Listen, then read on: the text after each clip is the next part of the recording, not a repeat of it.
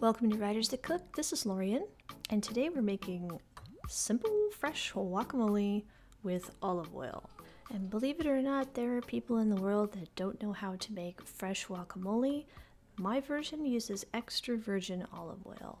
And picking a ripe avocado is not difficult. These are Hass avocados. They have a dark black, very thin shell on them. You squeeze it, it just goes barely into it. There's no resistance. These are from California, by the way. California local avocados, which is where I live.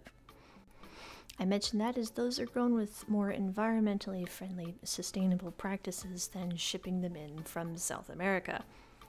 So we are going to start with 320 grams of ripe, peeled, and quartered avocados. My mother taught me that trick with peeling and quartering them. It just allows you to peel off that rind once they're quartered in kind of just a single motion. We're going to use a whisk here. I know there's many other tools that folks use. You could use a potato masher or a fork. The whisk here just kind of helps me keep it all in a bowl without getting it everywhere. We're going to add in 10 grams of extra virgin olive oil. It's basically 2 tablespoons, but 10 grams. I'm going to use a very good quality local olive oil.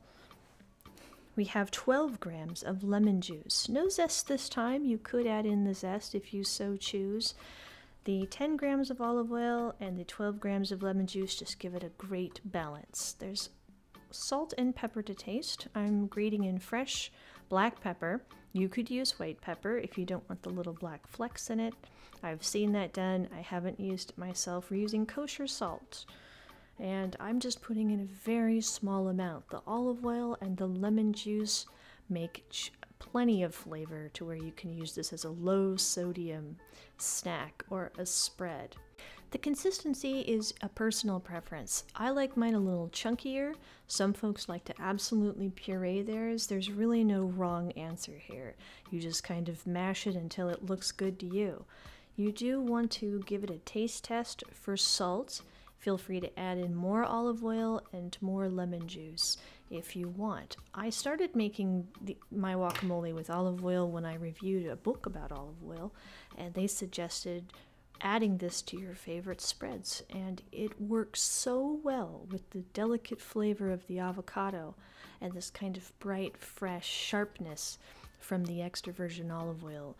The two it's just a match made in heaven. And here's the most important part where you pause to taste it for seasoning, for salt, for pepper. Maybe you need a little bit more lemon juice. Maybe you need a little bit more olive oil. Let's taste it and find out before we serve it to our guests.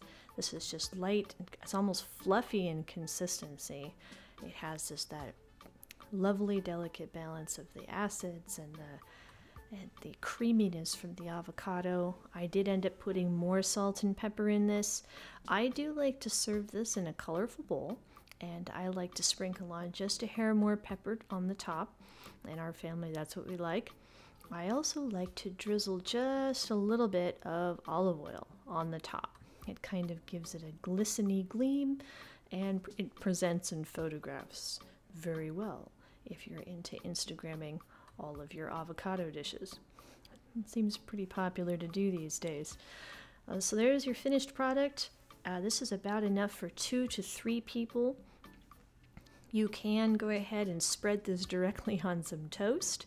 You can put it in a wrap, on a bagel. I've used it as a mayonnaise replacement. This is only from 2 avocados. You could easily double or triple this recipe for a larger crowd. It's definitely a party pleaser. As always, the measurements and the ingredients list are in the video description, and I've also posted them on our blog, writersthatcook.com. I hope you enjoyed this video, and as always, celebrate your small victories.